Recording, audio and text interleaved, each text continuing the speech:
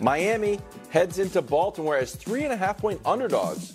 News this afternoon, Jalen Waddle out. What? Are we playing breakdancing music? Yes, it's for Brew. Yesterday, Mike McDaniel posited a response to Patrick Queen's viral quote that the Ravens, quote, brand of football or play a brand of football that people don't want to play. Everybody wants to be cute, playing basketball on grass, and we are not with all that. Well, here's Mike McDaniel's response.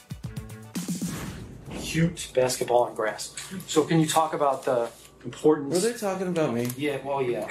Cute basketball on grass. Yeah, make it cute a lot. I feel like, I haven't checked lately, but I feel like we're pretty good at stopping the run and running the football. That's generally not associated with cuteness. Whatever. It's something. It's something. Brew, just, I know we have a lot of loyal viewers. Yeah. But just for any new viewers or someone that's been out of town, can you explain the origins of the question, Brew, do you expect the Dolphins to fight or break dance? I can't. Who was the team they lost to?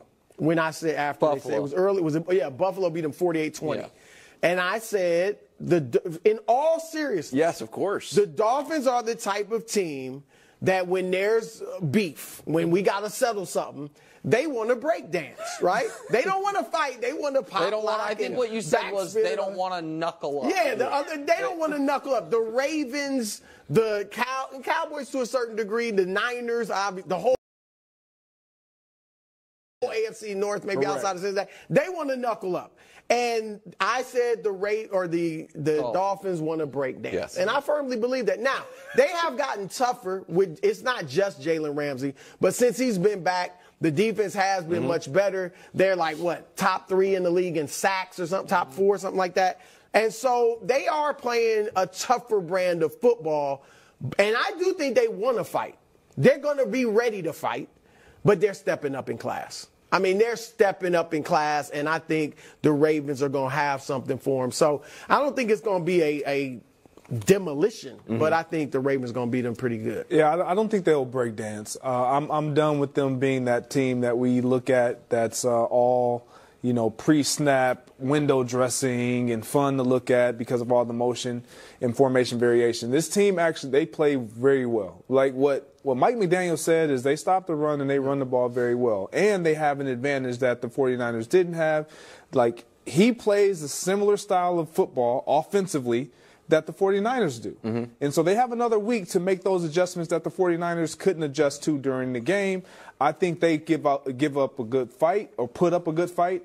I don't see them winning this game. I will not be shocked if it's a good fight. Yeah, I think it's really unfortunate for Miami that they get Baltimore right after Baltimore played San Francisco. Really? Now, normally, that actually works. It would work in Miami's favor. Like last year, every team lost the week after playing the Niners because the Niners beat them up on it. But this wasn't a game where the Niners beat up the Ravens, but it is a game where the Ravens defense got a look at the Shanahan system a week before having to play a Shanahan protege. And I understand it's not like they're running the exact same stuff, but similar concepts, and a lot of the base stuff is similar. Yep. So I think that works in Baltimore's favor. I also do think Miami's defense, since Jalen came back, is a touch overrated.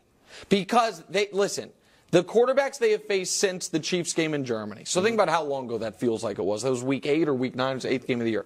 Aiden O'Connell, Tim Boyle, Sam Howell, Will Levis, who cooked in that game, Zach Wilson, and Dak's the one really good quarterback they played, and he wasn't great in that game, but he was good, and he had the drive at the end. So I think Miami's defense is good, but not great, and they are now facing a great quarterback, obviously. But the oddest part to me about this game is, if the Ravens win this game, they lock up the 1 seed. If the Dolphins win this game, they have the inside track to the 1 seed. They just have to win their final game of the year. But the loser of this game could very likely end up being the 5 seed. Yeah. So the 1 seed is available to be had for the winner, and the loser is going to be holding on for dear life not to fall all the way to the 5 line. So it is, for 2 teams that have locked up playoff appearances, this is a wildly important game. The difference between having the inside track to a bye-in home field and having to play on the road the whole postseason. And Miami's not great on the road. Correct. So that's a whole nother. Greg, quickly, you talked about a schematic advantage the Ravens might have from seeing a Shanahan offense last week and going to see another Shanahan branch of the tree. Are you worried at all about the Ravens went into 49ers as big underdogs, came out of it Super Bowl favorites? I mean, they're number 2, but like all of a sudden they're like the hot thing. Are you worried at all about an emotional letdown from the Ravens? I'm not. There's too much riding on the line. Like, this team because of Lamar Jackson, his sights are set on nothing but Super Bowl. Like, and so when he fixates his mind on that, that's all they're going to look at. And when you hear a guy like Patrick Queen make that type of a statement and say, look, this is the brand of football that we play, that means whenever, wherever there is green grass, lines, and a referee, we can have them, we don't need them. But we're going to bring our brand of football. Yeah, most of it timekeeping. Lamar. I'm glad no one laughed at that. Good job, staff. Good job. You know what? They can't all be home runs, and you guys were honest there. Oh, gee whiz. Oh, that's not your catch. Lamar went into San Francisco. Talking about how he liked being the underdog, and after walloping the 49ers, Ravens shot to the top of the power rankings in your local USA Today. So here's Lamar on their newfound acclaim. Keeping a level head is the most important thing for us right now, because now the narrative is changing. It was just, this team is the Ravens. We don't know about the Ravens now. It's they're the number 1 team, so we're not playing no mind into that. I feel like that's bait. That's clickbait. Not in the USA Today. Baltimore over, under, or perfectly rated?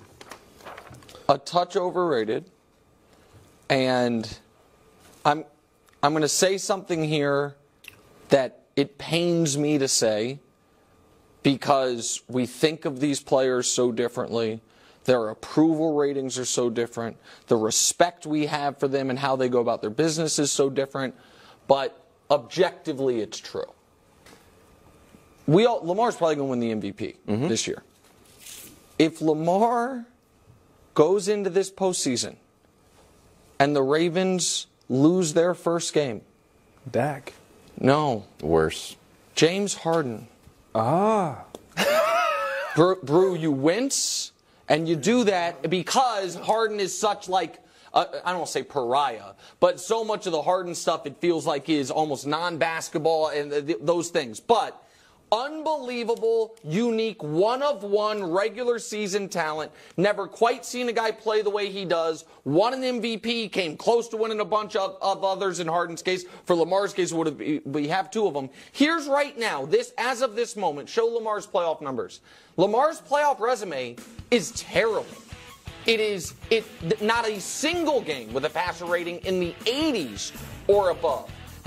There's the one win he got came over Ryan Tannehill, and that game he was great with his legs.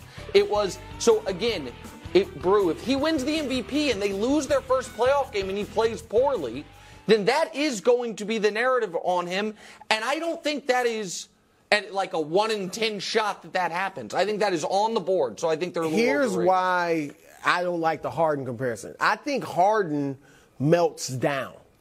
Harden, in the biggest games, like Game 6 or whatever, that's when he has all these turnovers or only takes 11 shots or misses, 80% of his shots or whatever it may be.